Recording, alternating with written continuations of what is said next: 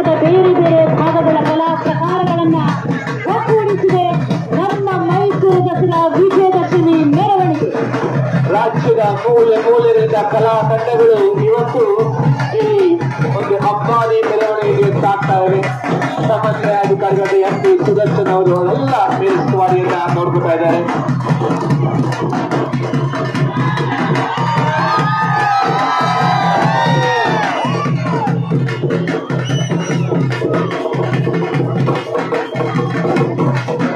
ಕಾಲದಲ್ಲಂತೂ ದಸರೆಯ ಸಾಂಸ್ಕೃತಿಕ ಪರಂಪರೆ ವಿಶ್ವ ಮನ್ನಣೆ ಗಳಿಸಿತು.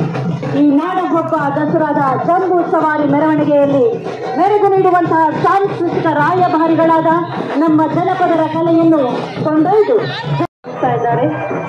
ಆ ನಂತರ ರಾಜಮಾರ್ಗಕ್ಕೆ ಬರಲಿದ್ದಾರೆ. ನಿಮ್ಮೆಲ್ಲರಿಗೂ ಶುಭವನ್ನ ಕೋರಲಿದ್ದಾರೆ. ಕಡೆ ಕೆಲವು ಕಡೆ ತಲೆಗೆ ಕೂದಲು ಮತ್ತು ರೇಷ್ಮೆ ದಾರದಿಂದ ತಯಾರಿಸಿದ ಸೌಲಿಯ ಕಿರೀಟವನ್ನು ಧರಿಸಿರುತ್ತಾರೆ. ವೀರಭದ್ರನ ಕುಣಿತವನ್ನು ಮಾಡ್ತಾ ಇರುವಂತಹ ಕಲಾವಿದರು. ಬಂಧುಗಳೇ, ಕರ್ನಾಟಕ ಜಾನಪದ ಕಲೆಗಳಿಂದ ಶ್ರೀಮಂತವಾಗಿರುವಂತಹ ರಾಜ್ಯ. ಈಗಾಗಲೇ ತಿಳಿಸಿದಂತೆ 160 DK ಶಿವಕುಮಾರ್ ಅವರು ಸಂಕಲ್ಪ ಬಲವಿದ್ದರೆ ಏನನ್ನು ಬೇಕಾದರೂ ಸಾಧಿಸಬಹುದು ಎನ್ನುವ ಹಾಗೆ ಜನಕಲ್ಯಾಣದ ರಚನೆಯನ್ನ ಮುನ್ನಡೆಸ್ತಾ ಇದ್ದಾರೆ. ದಸರೆಯ ಈ ಶುಭಗಳಿಗೆ ಜೊತೆಯಾಗಿ ಬಂದಿದ್ದಾರೆ ಮೈಸೂರು ಜಿಲ್ಲಾ ಉಸ್ತುವಾರಿ ಸಚಿವರಾದ ಡಾಕ್ಟರ್ SP ಮಹದೇವಪ್ಪನವರು. ಎಲ್ಲರೂ ಮಹತ್ವಪೂರ್ಣ ಕಲೆ ಈ ವೀರಗಾಸೆ. ಬಂಧುಗಳೇ, ಇದೀಗ ವೇದಿಕೆಯ ಸನ್ಮಾನ್ಯ ಮುಖ್ಯಮಂತ್ರಿಗಳ ಆದಿಯಾಗಿ ಎಲ್ಲ ಗಣ್ಯರು ಬಂದು ಆಸೀನರಾಗ್ತಾ ಇದ್ದಾರೆ. ನಮ್ಮ ಎಲ್ಲ ಈ ಜನಪದರ ಬದುಕನ್ನು ಅರಳಿಸಿ ಜನಪದ ಕಲೆಯನ್ನ ಉಳಿಸುವಲ್ಲಿ ಕರ್ನಾಟಕ ಸರ್ಕಾರ, ಕನ್ನಡ ಮತ್ತು ಸಂಸ್ಕೃತಿ ಇಲಾಖೆ ಮಹತ್ವದ ಪಾತ್ರ ವಹಿಸುತ್ತಿದೆ. ಪ್ರತಿಭಾವಂತ ಕಲಾವಿದರನ್ನ ಗುರುತಿಸಿ ಸದವಕಾಶವನ್ನ ಕಲ್ಪಿಸಿದೆ ಕರ್ನಾಟಕ ಸರ್ಕಾರದ. ಜಂಬೂ ಸವಾರಿ ನಿಶಾನೆ ಆನೆಯಾಗಿ ಧನಂಜಯ ಹಾಗೂ ನೌಕತಾನೆಯಾಗಿ ಗೋಪಿ. ಧನಂಜಯ ವಯಸ್ಸು 45 ವರ್ಷಗಳು, ಶರೀರದ ಎತ್ತರ 2.8 ಮೀಟರ್, ಶರೀರದ ಉದ್ದ. ಮೈಸೂರಿನ ದಸರಾ ಮಹೋತ್ಸವದಲ್ಲಿ ನಿರಂತರವಾಗಿ ಅಲ್ಲಿಯ ಸಫಾರಿ ಸೇವೆಯಲ್ಲಿ ಪರಿಣಾಮಕಾರಿಯಾಗಿ ಕಾರ್ಯನಿರ್ವಹಿಸುತ್ತಿದೆ. ಪ್ರವಾಸಿಗರ ಜೊತೆಗೆ ನಿಯಮಿತ ಸಂವಹನ ಹೊಂದುತ್ತಿರುವ ಕಾರಣದಿಂದಾಗಿ ಈ ಆನೆಗೆ ಮಾನವ ಸಂಪರ್ಕದ ಉತ್ತಮ ಪರಿಚಯವಿದೆ. ಜೊತೆಗೆ ಶಾಂತ ನಿಯಂತ್ರಿತ ನಡವಳಿಕೆಯ ಇದರ ಪ್ರಮುಖ ಲಕ್ಷಣವಾಗಿದೆ. ಈ ಮಹೋತ್ಸವದಲ್ಲಿ ಭಾಗವಹಿಸ್ತಾ ಇದ್ದಾನೆ. ಮತ್ತಿಗೂಡು ಆನೆ ಶಿಬಿರದಿಂದ ಬಂದಿದ್ದಾನೆ ಶ್ರೀಕಂಠ. 2014ರಲ್ಲಿ ಹಾಸನ ವಿಭಾಗದ ಶನಿವಾರ ಸಂತೆ ವಲಯದ ಅರಣ್ಯ ಪ್ರದೇಶಗಳಲ್ಲಿ ಭಾಗವಹಿಸಿದೆ. ಲಕ್ಷ್ಮಿ ಹಿಂದೆ ಸರ್ಕಸ್ಗಾಗಿ ಬಳಸಲಾಗ್ತಾ ಇತ್ತು. ಮಾನವ ಸಂಪರ್ಕಕ್ಕೆ ನಿಕಟವಾಗಿರುವುದರಿಂದ ಹಲವಾರು ಶಬ್ದಗಳು ಹಾಗೂ ಜನಜಂಗುಳಿ ಇದಕ್ಕೆ ಪರಿಚಿತವಾಗಿತ್ತು. 2015ರಲ್ಲಿ ಅರಣ್ಯ ಇಲಾಖೆ ಈ ಆನೆಯನ್ನು ತನ್ನ ವಶಕ್ಕೆ ತೆಗೆದುಕೊಂಡು ಪೂರಕ ಆರೈಕೆ ಮತ್ತು ಪಳಗಿಸುವಿಕೆ ಮೂಲಕ 2014ರ ನವೆಂಬರ್ ತಿಂಗಳಲ್ಲಿ ಕೊಡಗು ಜಿಲ್ಲೆಯ ಪ್ರಸಿದ್ಧ ದುಬಾರೆ ಆನೆ ಶಿಬಿರ ಶುರುವಿನಿಂದಲೇ ಉತ್ತಮ ಆರೈಕೆ ಹಾಗೂ ಪ್ರೀತಿಯೊಂದಿಗೆ ಬೆಳೆದು ಬಂದಿದೆ. ಶಿಬಿರದ ವಾತಾವರಣಕ್ಕೆ ಹೊಂದಿಕೊಂಡ ಈ ಆನೆ ಕೌಶಲ್ಯಗಳ ಮೂಲಕ ಗಮನ ಸೆಳೆದಿದೆ. ಇದೀಗ ಆನೆಯು ಮೊದಲ ಬಾರಿಗೆ ಮೈಸೂರು ದಸರಾ ಮಹೋತ್ಸವದಲ್ಲಿ ಭಾಗವಹಿಸಲು ಆಯ್ಕೆಯಾಗಿ ಯಶಸ್ಸಿನ ನಡಿಗೆಯನ್ನ ದಾಖಲಿಸಿದೆ.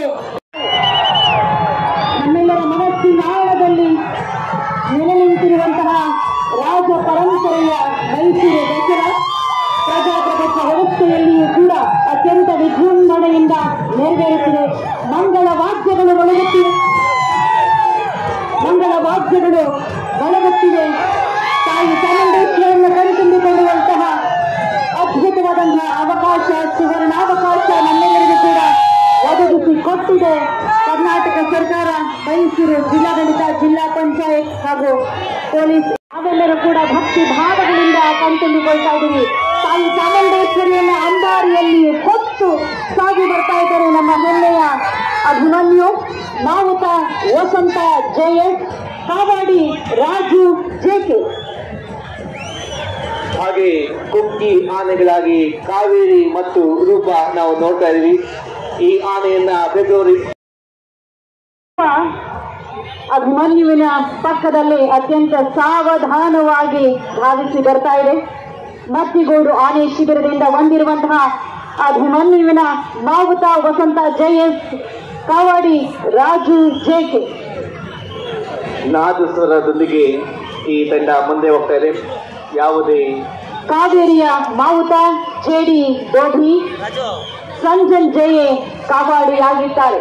ಬಂಧುಗಳೇ, ಇದು ಅಭಿಮನ್ಯು ಗಂಭೀರವಾದಂತಹ ನಡಿಗೆಯೊಂದಿಗೆ ಅಂಬಾರಿಯಲ್ಲಿ ತಾಯಿ ಚಾಮುಂಡೇಶ್ವರಿ ಹೊತ್ತು ಸಾಗುತ್ತಿದ್ದಾರೆ. ಉತ್ಸವಗಳಲ್ಲಿ ಕಾವೇರಿ ಮತ್ತು ರೂಪ ಜೊತೆಯಾಗಿದ್ದಾರೆ.